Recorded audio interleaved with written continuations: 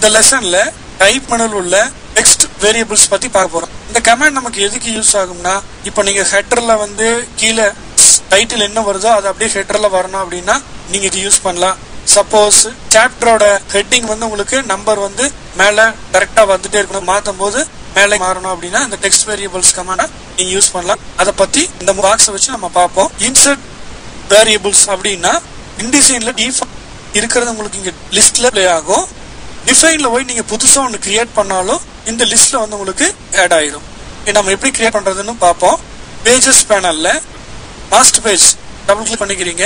Text tool select பண்ணிட்டு text frame ஒன்னு create பண்ணிக்கிறோம். அப்புறம் type menu text variable choose define click பண்றீங்க. இப்ப டெக்ஸ்ட் வேரியபிள்ஸோட டயலாக் பாக்ஸ் உங்களுக்கு ஓபன் ஆயிடுச்சு. இதுல நம்ம கிரியேட் பண்ண போறதுக்கு நியூ அப்படின்னு பட்டன் கிளிக் பண்றீங்க. அதோட நேம் என்ன நேம் உங்களுக்கு இங்க டிஸ்பிளே ஆகணும் அப்படின்னா ஹெட்டர்னு கொடுத்துக்கலாம். அதோட டைப் என்னவா வரணும் அப்படின்னா நம்ம ரன்னிங் ஹெட்டரா தான் கொடுக்க போறோம். அந்த ரன்னிங் ஹெட்டர் வந்து எப்படி பேராகிராஃப் ஸ்டைல் வேணுமா அல்லது கேரக்டர் ஸ்டைல்ல வேணுமா அப்படின்னு நம்ம இங்க கொடுத்துக்கலாம். பேராகிராஃப் ஸ்டைல் இங்க செலக்ட் பண்ணிக்குவோம். அடுத்து அதோட பேராகிராஃப் ஸ்டைல்ன்ற ஏரியாவில் இங்க கிளிக் பண்ணீங்கன்னா இந்த டாக்குமெண்ட்ல என்னென்ன ஸ்டைல் யூஸ் பண்ணிக்கோ அதெல்லாம் லிஸ்ட்ல உங்களுக்கு வரும். நான் இங்க வந்து ஹெட்டர்னு ஒரு ஸ்டைல் யூஸ் பண்ணிருக்கேன், கிளிக் பண்ணிக்குவோம்.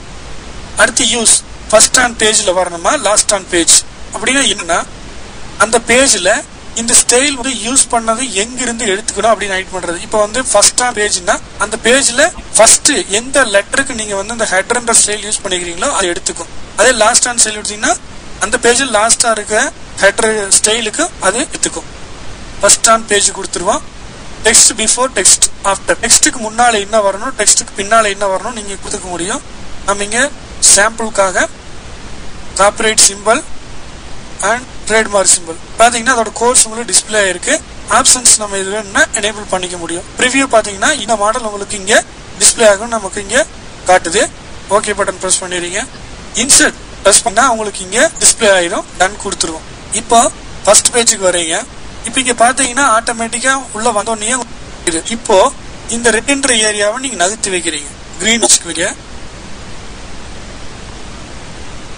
பாத்தீங்கன்னா ஒண்ணுமே மாறல. இப்ப மாறணும்னா நீங்க ஜஸ்ட் அடுத்த பேஜுக்கு போய் வந்தீங்கன்னா மாறும். கிளிக் பண்றீங்க, அடுத்த பேஜுக்கு போயாச்சு. மறுபடியும் ப்ரீ பேஜுக்கு வந்தீங்கன்னா உங்களுக்கு இங்க கிரீன்னு மாறி இருக்கு. இந்த பேஜ் ஆட் பண்ணிக்கிறீங்க. சப்போஸ் அடுத்த பேஜ்ல நீங்க இங்க டெக்ஸ்ட் டைப் பண்றீங்க. டைப் பண்ணிட்டு அடுத்த டெக்ஸ்ட் ஒன்னு இங்க டைப் பண்ணிக்கலாம். இது நம்ம மாத்திடுவோம். இப்ப பாத்தீங்கன்னா இந்த பேஜ்ல ஃபர்ஸ்ட் பேராகிராஃப் ஸ்டைல் வந்து அப்ளை பண்ணிருக்கிறது ஹெட்டருக்கு வந்து இந்த டெக்ஸ்ட் ஃப்ரேம் தான். இந்த டெக்ஸ்ட் ஃப்ரேமுக்கு நம்ம அப்ளை பண்ணாம இருக்கோம். இதுல எக்ஸ்ட்ரீம் ட்ரைனிங் அப்படின்றது பேராகிராஃப் ஸ்டைல் பேனல் ஓபன் பண்ணிக்கலாம். இல்ல ஹெட்டர் செலக்ட் ஆயிருக்கு. அடுத்த டெக்ஸ்ட் ஃப்ரேம் செலக்ட் பண்றீங்க, ஒண்ணுமே செலக்ட் ஆகாம இருக்கு. நீங்க இப்போ பேஜ மூவ் பண்ணி அப்ளை வந்தோம் இல்லைங்க, அதுக்கு ஷார்ட்கட் ஷிஃப்ட் F5 கிளிக்னா உங்களுக்கு இங்க என்ன அதாவது அந்த பேஜ்ல ஃபர்ஸ்டா அந்த பேராகிராஃப் ஸ்டைல் அப்ளை பண்ணிருக்கோ அது உங்களுக்கு மேல ஹெட்டர்ல டிஸ்பிளேல வந்துடும்.